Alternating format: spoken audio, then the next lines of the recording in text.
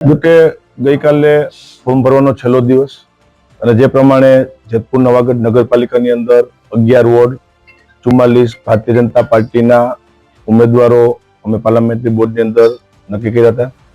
2 seat માટેના મેન્ડેટનો પ્રશ્ન હતો અને 44 માંથી 42 સીટ ઉપર ભારતીય જનતા પાર્ટીએ મેન્ડેટ આપ્યો છે. અત્યારે હાલની અંદર 42 ઉમેદવારો અમે ભારતીય જનતા પાર્ટીના ચૂંટણીના મેદાનની અંદર છીએ.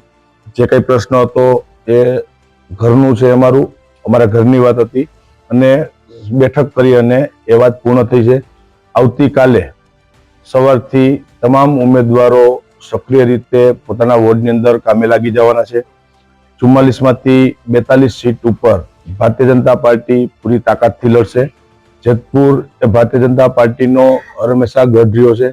વર્ષોથી રાજનીતિની અંદર દરેક સમાજ, નાના નાની જ્ઞાતિ અને છેવાડાના ગરીબ પરિવાર સુધી એક રાજકીય રીતે અમે અહીંયા સૌ આગેવાનોએ અને કાર્યકર્તાઓએ ટીમ ભાજપ બની અને છેવાડાના ગરીબ પરિવાર સુધી કામ કર્યું છે.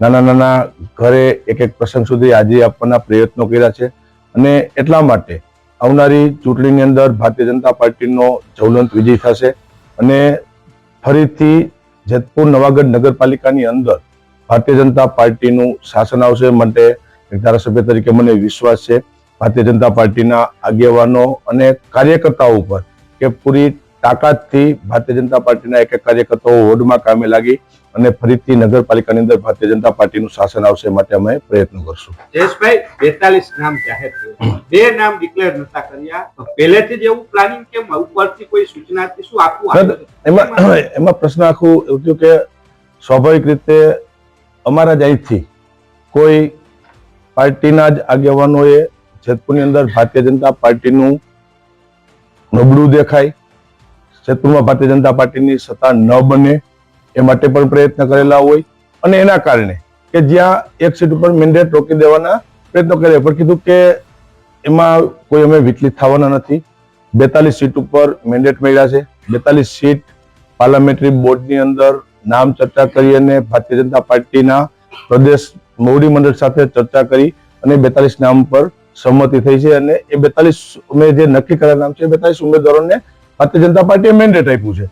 એટલે પૂરી તાકાતથી કે ક્યાંય ભાજપનું નબળું દેખાય એ માટેના પણ પ્રયત્નો થયા હોય, પણ કીધું એમ કે આ વિસ્તાર ભારતીય જનતા પાર્ટીનો ગઢ્યો છે. કારણ કે છેલ્લી અનેક ચૂંટણીઓનો હું સાક્ષી છું. હું પોતે વિધાનસભાની ચૂંટણી લડતો હોય, નગરપાલિકાની અનેક ચૂંટણીઓ આવી, લોકસભાની પણ ચૂંટણી આવી, ત્યાં અપેક્ષાથી પણ સારું પરિણામ જેતપુર શહેરના મતદાતાઓએ કાયમી ભારતીય જનતા પાર્ટીને આપ્યું છે.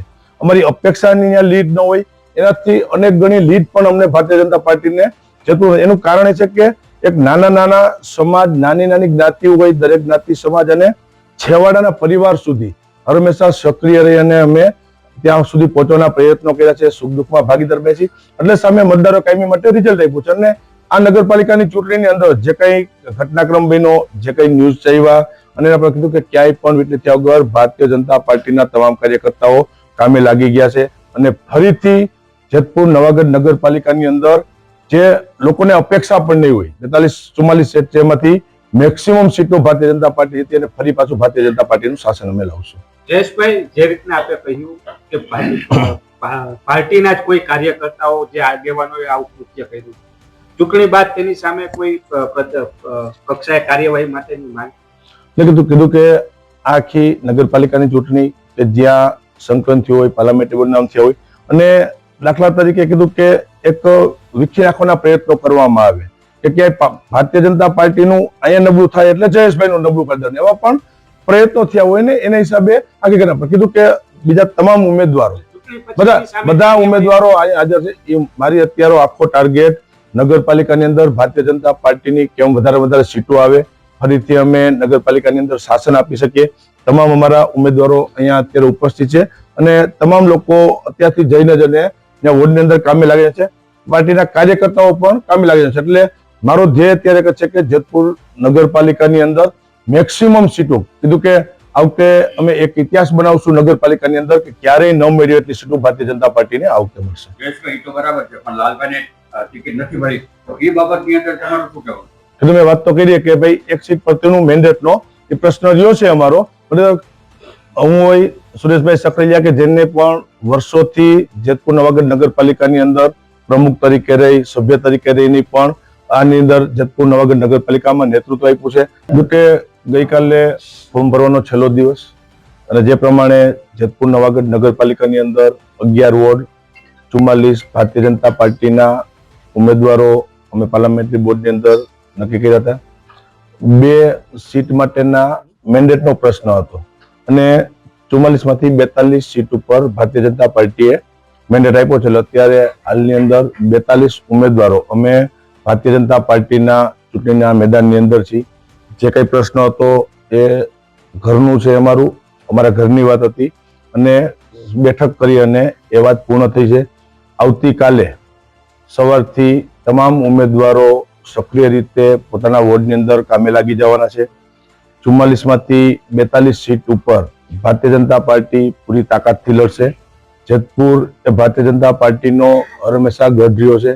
વર્ષોથી રાજનીતિની અંદર દરેક સમાજ, નાના નાની જ્ઞાતિ અને છેવાડાના ગરીબ પરિવાર સુધી એક રાજકીય રીતે અમે અહીંયા સૌ આગેવાનોએ અને કાર્યકર્તાઓએ ટીમ ભાજપ બની અને છેવાડાના ગરીબ પરિવાર સુધી કામ કર્યું છે.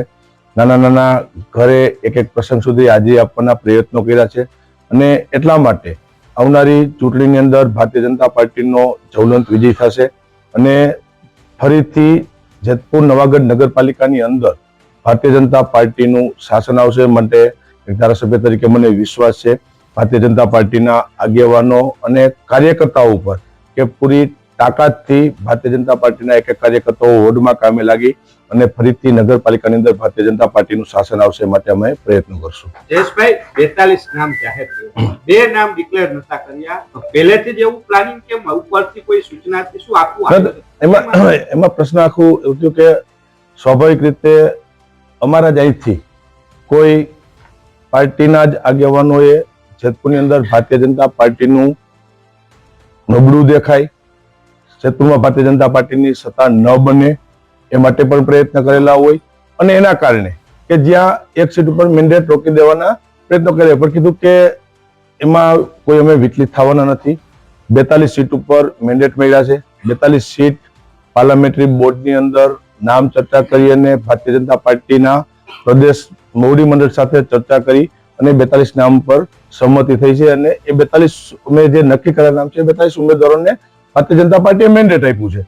એટલે પૂરી તાકાતથી કે ક્યાંય ભાજપનું નબળું દેખાય એ માટેના પણ પ્રયત્નો થયા હોય, પણ કીધું એમ કે આ વિસ્તાર ભારતીય જનતા પાર્ટીનો ગઢ્યો છે કારણ કે છેલ્લી અનેક ચૂંટણીઓનો હું સાક્ષી છું. હું પોતે વિધાનસભાની ચૂંટણી લડતો હોય, નગરપાલિકાની અનેક ચૂંટણીઓ આવી, લોકસભાની પણ ચૂંટણી આવી, ત્યાં અપેક્ષાથી પણ સારું પરિણામ જેતપુર શહેરના મતદાતાઓએ કાયમી ભારતીય જનતા પાર્ટીને આપ્યું છે.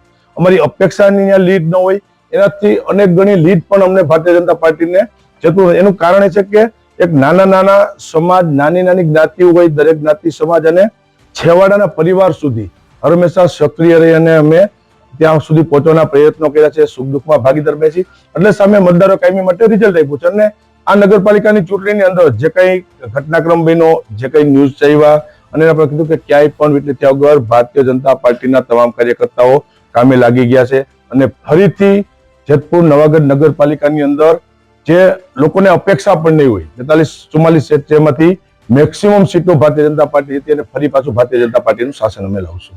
જયેશભાઈ, જે રીતના આપે કહ્યું કે પાર્ટીના જ કોઈ કાર્યકર્તાઓ, જે આગેવાનોએ આવું કૃત્ય કર્યું, ચૂંટણી બાદ તેની સામે કોઈ કક્ષાએ કાર્યવાહી માટેની માંગ? કીધું કે આખી નગરપાલિકાની ચૂંટણી કે જ્યાં સંકલન થયું હોય, પાર્લામેન્ટરી બોર્ડ નામ થયા હોય અને દાખલા તરીકે કીધું કે એક વિખી નાખવાના પ્રયત્નો કરવામાં આવે કે ક્યાંય ભારતીય જનતા પાર્ટીનું અહીંયા નબળું થાય એટલે જયેશભાઈનું નબળું કરી દેવાનું, એવા પણ પ્રયત્નો થયા હોય ને એના હિસાબે આગળ કરવા પણ કીધું કે બીજા તમામ ઉમેદવારો બધા ઉમેદવારો અહીંયા હાજર છે. એ મારી અત્યારે આખો ટાર્ગેટ નગરપાલિકાની અંદર ભારતીય જનતા પાર્ટીની કેમ વધારે સીટો આવે, ફરીથી અમે નગરપાલિકાની અંદર શાસન આપી શકીએ. તમામ અમારા ઉમેદવારો અહીંયા અત્યારે ઉપસ્થિત છે અને તમામ લોકો અત્યારથી જઈને ત્યાં વોર્ડની અંદર કામે લાગે છે.